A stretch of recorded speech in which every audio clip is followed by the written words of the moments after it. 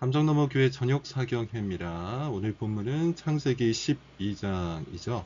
계속해서 말씀을 드리고 있는 것처럼 꼭 본문을 읽고 이 강의를 들으시기를 바랍니다. 본문에 대한 전체적인 모든 내용들을 하나씩 살펴보는 것이 아니라 그저 개관을 하는 7개의 질문을 통해서 개관을 하는 그런 방식이기 때문에 본문을 여러분께서 충분히 이해하시고자 한다면 본문을 읽고 이 강의를 들으시는 것이 보탬이 될 겁니다. 자, 제목은 인도하시는 하나님입니다. 질문 1번으로 넘어가죠.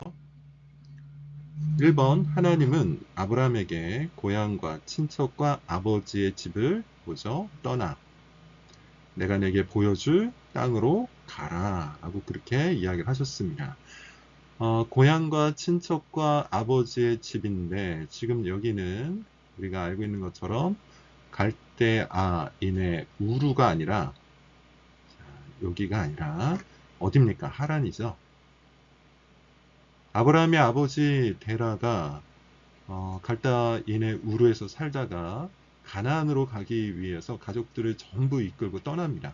그러다가 어디에 정착을 하게 되냐면 하란이라는 지역에 정착을 하게 되죠.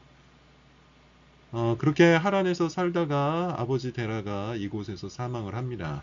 이제 아버지 데라가 죽었기 때문에 데라의 아들들은 각자 독립할 수 있게 되었죠. 그래서 아브라함이 드디어 하나님의 말씀을 하란에서 듣고 이제 떠나게 되는 장면입니다. 자, 여기서 중요한 것은 이거예요.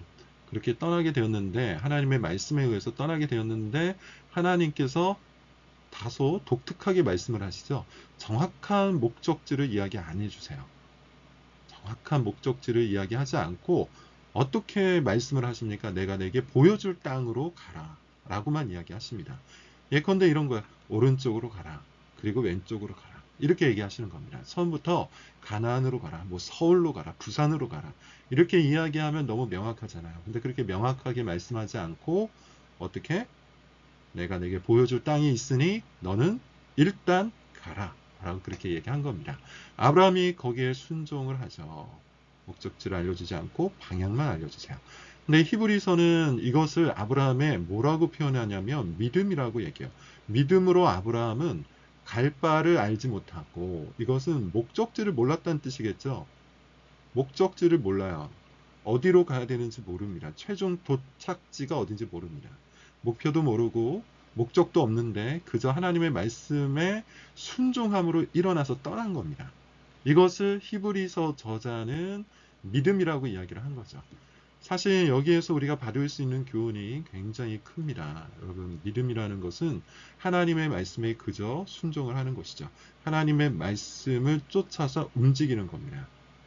때로 우리는 정확한 목표가 있기를 원하잖아요. 그리고 그 목표를 이루면 신앙 1단계 통과.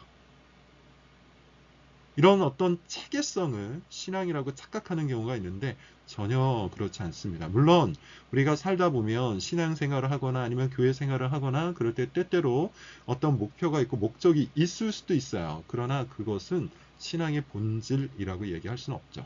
그런 일들이 있을 수는 있지만 그것이 신앙의 본질은 아니다. 신앙의 본질은 뭡니까? 목적과 목표를 달성하고 성취하여서 무엇인가를 클리어하는 그런 방식이 아니라 하나님의 말씀을 쫓아서 미래가 막막해도 내가 판단할 때, 내가 예상할 때 무엇인가 부정적인 것이 예상이 되고 긍정적인 것이 예상이 되지 않는 그런 상황 속에서도 이것이 주님의 말씀이니 일어나서 떠나는 거죠.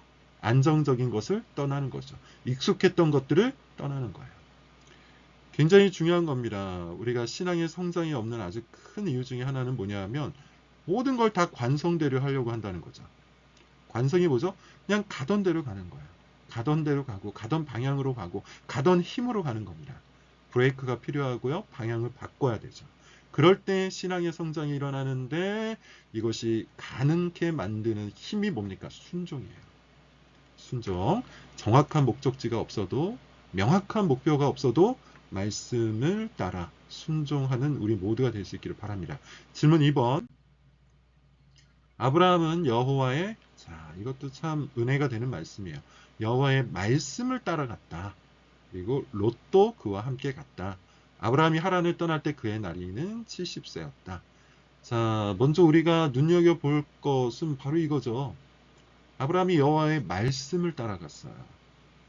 아브라함이 하나님께서 제시한 어떤 목표를 향해서 제 멋대로 간 것이 아니고 그날 그날 매일매일 날마다 하나님의 말씀이 있었을 것이고 그 말씀만을 오롯이 따라간 겁니다. 이것이 뭐라고요? 이것이 믿음이요. 이것이 신앙입니다. 말씀을 따라가는 것은 바로 신앙이에요. 그런 의미에서 신앙은 길이라고 얘기할 수 있죠. 신앙은 길이나 어떤 목표를 이루어내는 것, 그것을 클리어해서 내 신앙의 레벨을 높여가는 것이 아니라 그저 걷는 겁니다. 하나님의 말씀을 따라서 주님을 의지하고 그 말씀을 지키기 힘들면 기도하고 간구하고 때로 이탈했으면 회개함으로 다시 주님의 말씀을 붙들고 그 말씀의 길을 쫓아가는 거죠. 그게 신앙이야. 왜냐하면 우리의 진정한 목표, 우리의 진정한 도착지는 본향이라고 보통 표현하는데 여기가 아니기 때문이죠. 거기는 우리 아버지의 집, 천국입니다. 우리는 천국을 향해 나아가고 있는 여정 나그네들이죠.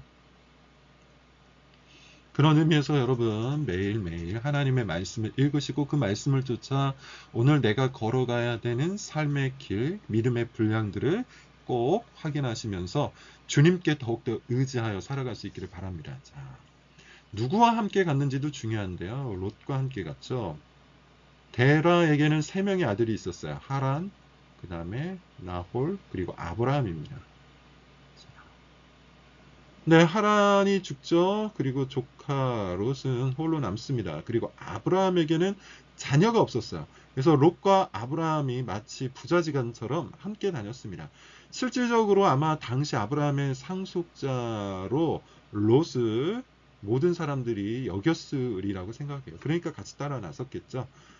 그러나 하나님의 약속은 롯을 통하여 많은 민족을 얻게 되는 것이 아니었어요.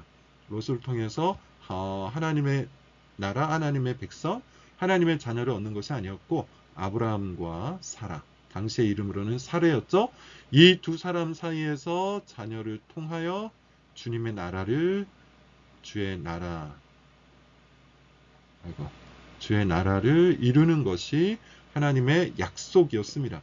그래서 아마 우리가 읽다 보면 아브라함과 롯이 분리되는 어떤 순간이 나올 것을 예상할 수 있겠죠. 3번입니다. 하나님의 말씀을 쫓다 보니까 어디에 도착합니까? 세겜에 도착해요. 가나안 땅이죠. 아마도 당시 고대 가나안에서 세겜은 수도의 역할을 했을 것으로 학자들이 추정을 합니다. 중심지였다는 얘기죠. 여기에서 아브라함이 제단을 쌓습니다. 그리고 조금 이동해서 베델이라는 지역에 가요. 그래서 베델 동쪽 산쯤에 도착을 하고 마찬가지로 거기에다 또한 제단을 쌓아요. 제단을 쌓는다는 것은 어떤 의미죠? 예배를 드린다는 뜻이죠. 쉽게 이야기하면 예배를 드린다는 뜻이고 이것은 하나님께서 말씀하신 바가 이루어졌음에 대해서 감사하고 그 감사를 쫓아 내가 주께 헌신하겠다는 일종의 언약의 표시입니다. 이게 예배의 의미예요. 예배라는 것은 주님께서 나를 위해서 행하신 것에 대해서 감사하는 겁니다. 이게 1번이에요. 예배의 의미.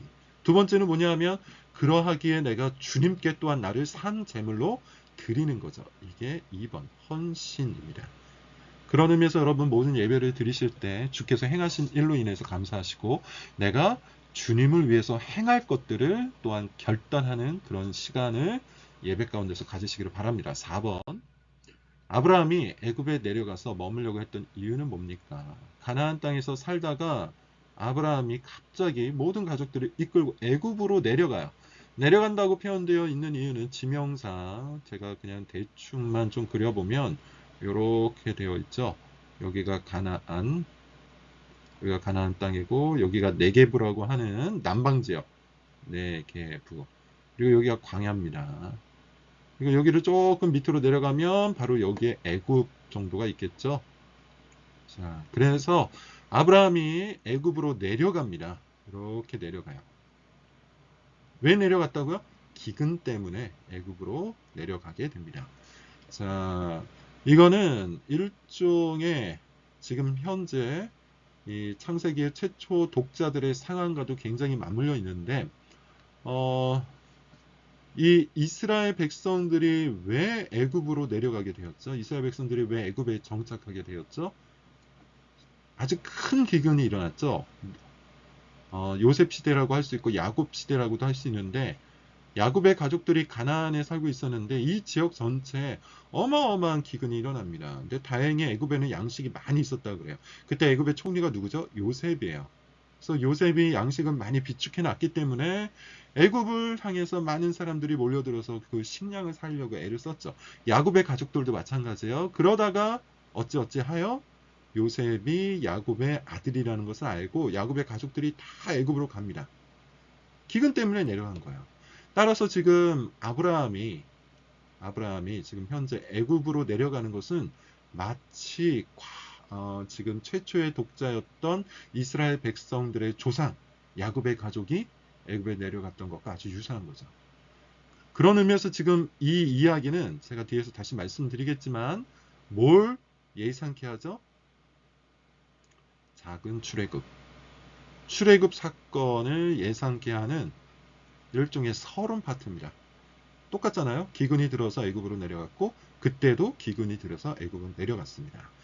5번 애굽에 이르렀을 즈음에 애굽 가까이 왔을 때 아브라함이 걱정을 하나 하기 시작해요. 근데 이 걱정이 다소 생뚱맞아요. 왜냐하면 아브라함이 하란에 있다가 가나안 땅에 갈 때는 그런 걱정을 안 했거든요. 근데 이집트에 갈 때는 이 걱정을 합니다. 그 걱정이 뭐죠? 아내의 사례가 매우 아름다워 사람들이 혹 사례를 빼앗으려고 자신을 죽일까 염려를 하죠. 근데 굉장히 좀 이상한 염려잖아요. 왜 가나안으로 이동할 때는 하지 않았던 염려를 이집트로 갈 때는 했을까? 이유는 당시 관습법이라고 할 수 있는 나그네 환대법 때문입니다. 가나안을 비롯해서 메소포타미아 지역 전체에는 나그네 환대법 같은 것이 있었어요. 이건 뭐냐면 나그네를 환대해야 한다. 나그네를 환대해야 나에게 복이 온다. 라는 다소 미신적, 굉장히 미신적이고 종교적인 그런 관습법이 있었습니다.